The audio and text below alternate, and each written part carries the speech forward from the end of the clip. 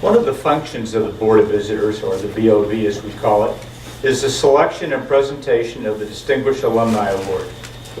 As such, the Board of Visitors recognizes and honors prestigious graduates of the UW English program who've made outstanding contributions in one or more of the following ways: professional achievements, contribution to society, or service to or support of the University of Wisconsin. Honorees demonstrate the value that their English educations have had on their lives, both professionally and personally, and demonstrate the wide array of careers that are made possible by studying English at the University of Wisconsin. Past honorees have included an Academy Award-winning actress, a university president, a noted jazz musician and producer, a MacArthur Foundation director, a poet laureate, a nationally known lawyer, a network TV news feature presenter, an author of novels, and an author of books for children. Stage and screen, philanthropy, academia, law, journalism, music, and literature represent the variety and breadth of careers to which an English education can lead. This year's honoree is no exception. Quote, "Then I stumbled on a more complicated story," end quote. With this simple segue, in her 2015 HBO documentary film, Southern Rights, Gillian Laub, who graduated from the University of Wisconsin in 1997 with a degree in comparative literature, shifts focus from her ongoing photographic chronicle of segregated proms in Montgomery County, Georgia, to the wrenching aftermath of the 2011 shooting of an unarmed black man by a white homeowner in the same community. Following the story with filmed interviews interlaced with her stock and trade photographs, quote, "In a calm, understated tone, Southern Rights digs deep to expose the roots that have made segregated proms and other affronts possible." A quote from the New York Times review of her film. Gillian's Southern Rights photography exhibition has been on display at UW's Chazen Museum of Art since January and runs through, I believe it's May 12th, maybe May 12th. An HBO film of the same title was produced and directed by Ms. Laub. A screening of Southern Rights and discussion was recently held on campus. Southern Rights had its genesis in a 2009 New York Times Magazine photo essay documenting, quote, "White folks, black folks, proms of Montgomery County." Yes, that was in 2009. Segregated proms. The film evolved from her return visits to photograph the Southern Georgia County's first integrated prom in 2011. Though best known for her Southern Rights work, Gillian's drive to make an image that tells a story has led to her career spanning nearly 2 decades of commissions, exhibitions, publication, contributions, and books. Her work has earned numerous awards, including virtually annual American Photography Awards since 2004.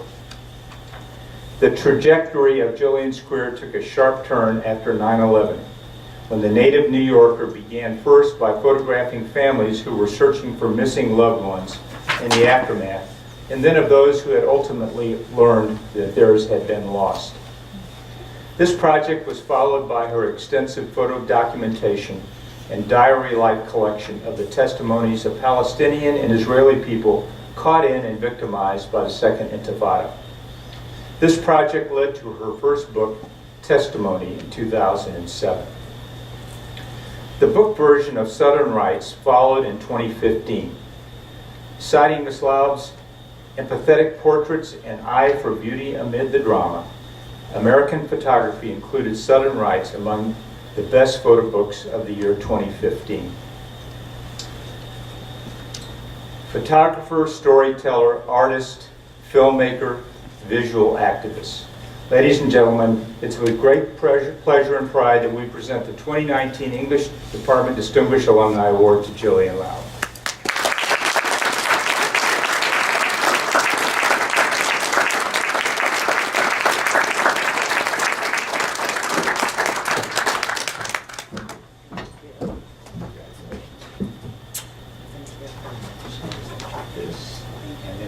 this Oh. place. It reads. Let's see if I can do this without dropping it.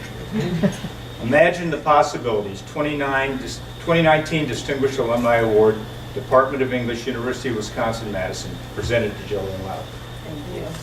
Thank you. If you would like.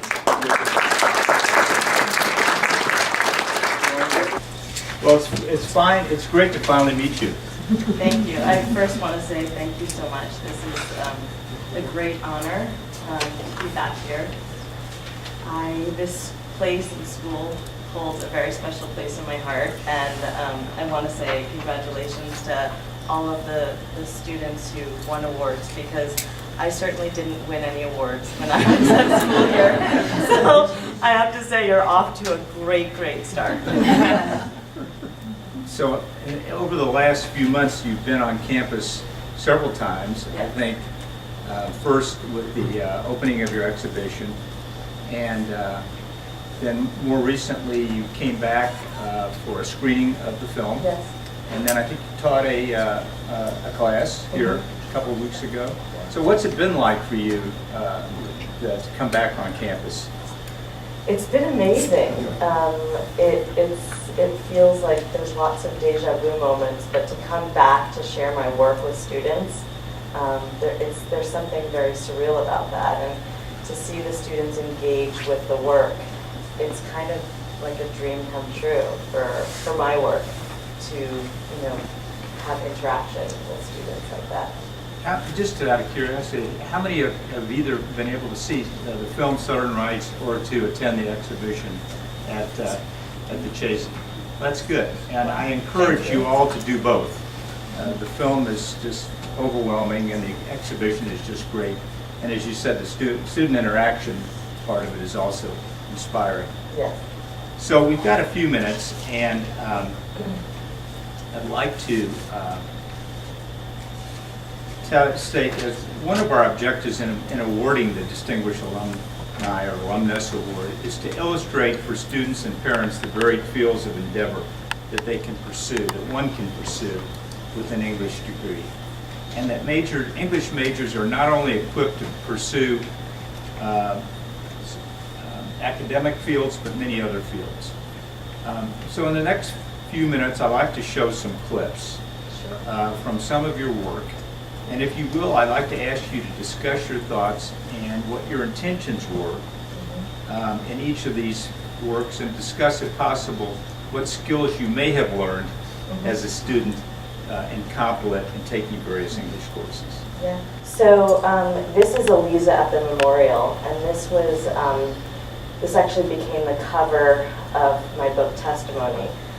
Testimony was, as I realized when I was at school that I couldn't write. I wasn't a very good writer, but I loved story and hearing people's story, and how I think Alexandra said today, one thing that literature taught me is I empathized with characters, and everyone who I photograph is somebody whose story I'm interested in and learning about, and I feel a responsibility to tell their story in the way that they want to share their story with the world. So the title of this work is called Testimony because everyone who I photographed wrote in this journal and shared their testimony. So really this work is not complete without seeing and reading their testimonies. So I usually, when I give presentations of testimony, I read their written testimonies, but I'm sorry, I don't have that right now. But she was, just to give you context, I kind of went all over the country collecting stories, and she was at a memorial for 3 soldiers in her unit, this is during the Second Intifada, who were kidnapped in Lebanon, and the bodies weren't found yet. They weren't sure if they were alive, but this was a ceremony to wish them a safe return home. They were later found. The bodies were later returned to Israel. This is Kinneret, and she was a huge turning point in my work. And again, when I think about the comparison of literature, storytelling through words and images, it takes a very long time to completely show a character and have a character unfold. And Kinneret, this portrait I made of her was made a year after I had met her. And she was a victim of a suicide bombing. She was a waitress in a coffee shop in Tel Aviv when somebody came in and asked her for a cup of coffee and then detonated a bomb. So she was not meant to live. She was burned on 80% of her body. But when I met her in the hospital, I didn't photograph her. I just talked to her and her family. And she said that she's grateful to be alive. And I thought, I was just floored by her, because here's everyone, fighting over this situation that's going on in the Middle East, and everyone has an opinion about it, but here's somebody who's directly affected, whose life was almost lost because of the conflict, and she actually had a sparkle in her eye and said, I'm lucky to be alive. And she also said, I feel for a person who is in that much pain that he had to do this to me. So again, there was this empathy, and I thought to myself, this person has so much to share with the world. This story is so powerful. So I spent time with her, and I made this portrait. Again, what I'm saying is it took me almost a year to make the portrait that I felt really told the story of Kinneret. That the story, I didn't want her wounds to be what really dominated this picture. I wanted her to come through. And I thought that in this photograph, that is what happened. And this is a clip from Southern Rights. I got in a lot of trouble with some of the students for trying to integrate it. They told me, what are you doing? It's not the parents. It is us. We don't want it together, and you need to stop trying to do this. I got cussed out. I talked to my boyfriend and I said, let's just go to both. But when I went to buy the tickets to the white prom, I was not allowed. I was told that if my date was going to be black, he wouldn't be let in. We just went to the black prom. I feel like the rest of the world will look at us like, what in the hell? They go to school together, they play basketball together, they cheerlead together, they're best friends. It's happening everywhere. Why can't it happen in a small town like this? This community and this school system is fine like it is. We don't want to change it. We want to live the way our grandparents lived and the way our great-grandparents lived. Why change something that has worked? Just leave it alone. And then even with the little kids in elementary school, they pick a black elementary girl and a white elementary girl. They even make the little kids be segregated. It's so sad. I didn't even notice it. The little kids don't even know, but they're making them, learn that you are black, you are white. It's sad. I didn't even notice that. Until just now? Yeah, I guess I didn't recognize it until now that they are actually teaching kids to be, segregated, to be black. Be white, no, be a color instead of a person. Be your color, act your color, know your place. My grandma told me red birds and blue birds don't nest together. They come out with a red head and a blue ass. I just don't feel like it's right. That's what my grandma told me, and I believe she was right. For those who have seen Southern Rights, the movie, the documentary, which is about almost 90 minutes, I guess, there's several storylines there intertwined. So you're telling a story, and maybe you can address that, how you handled all that. Yeah, so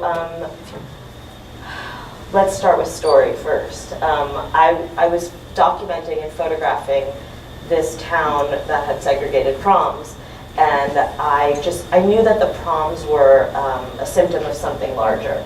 And I really was trying to get at that, but didn't know how.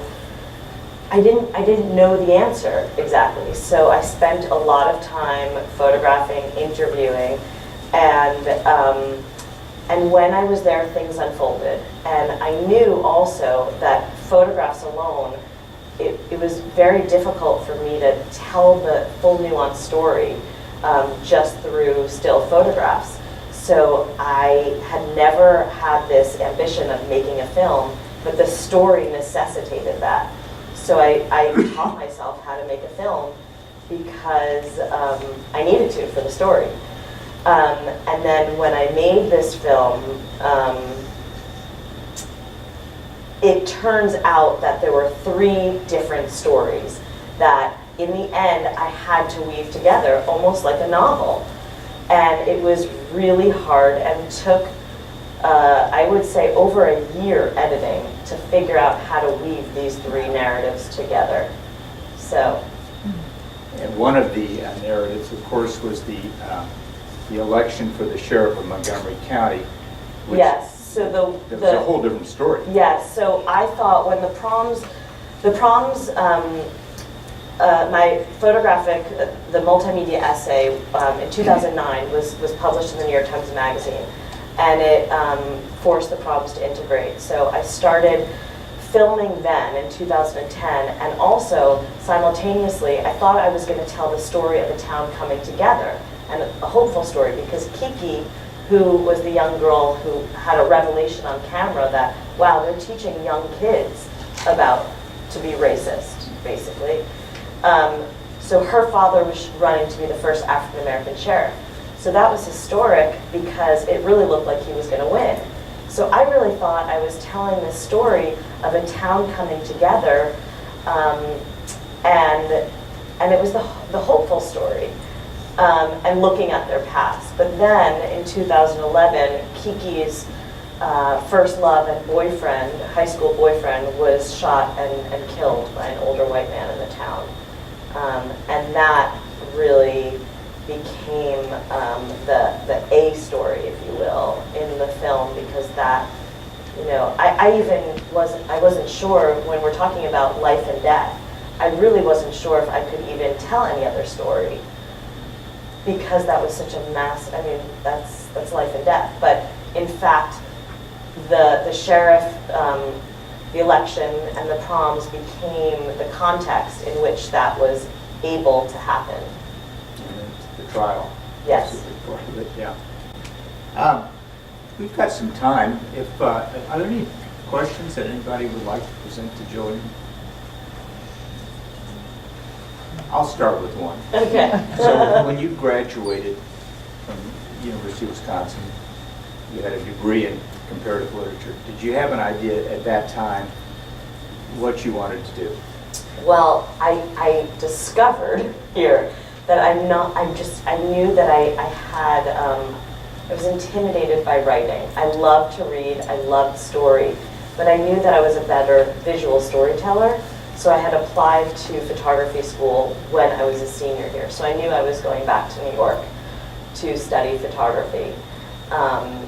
And I have not put down my camera since. The rest is history, yeah. Well, Gillian, you're going to join us for a reception following, and perhaps, and I encourage those of you who are here to ask any questions and to meet Gillian, and we thank you very much. Thank you so much. Thank you.